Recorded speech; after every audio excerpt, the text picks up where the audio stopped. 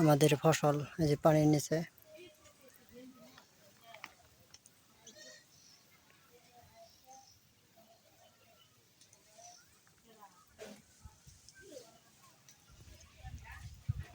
এদিকে বন্যার অবস্থা খুবই খারাপ। হ্যাঁ, পানি এদিক দিয়ে উঠে উঠছে। এই যে রাস্তা, এদিকে রাস্তা ওটার আর একটু বাকি পানি, এখন রাস্তায় উঠে পড়বো এরকম অবস্থা হয়েছে। আর পিছারি এই যে পার ভাঙ্গে গেছে এদিক দিয়ে। আর পানি এখনো পরিষ্কার হয় নাই, পানি এখনো গোলা রয়েছে, পানি এখনো বাড়তেই আছে। কয়েকদিন ধরে যে বাড়তেই আছে, এখনো বাড়তেই আছে, কমতেছে না। পানি মানে থামাও ধরছে না কোনো, পানি খালি বাড়তেই আছে শুধু। আর এদিক দিয়েও পানি অনেক, এই যে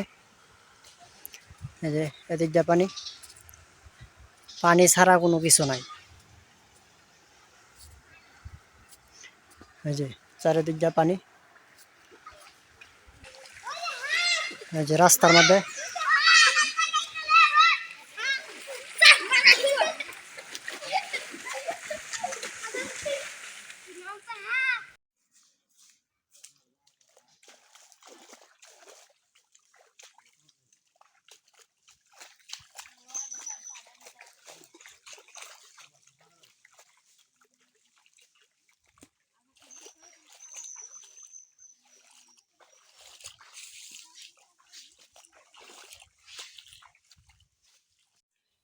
এই যে পানি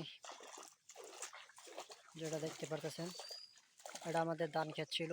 আর এই যে পিছনে যেটা ছিল, এটা বেগুন ক্ষেত ছিল।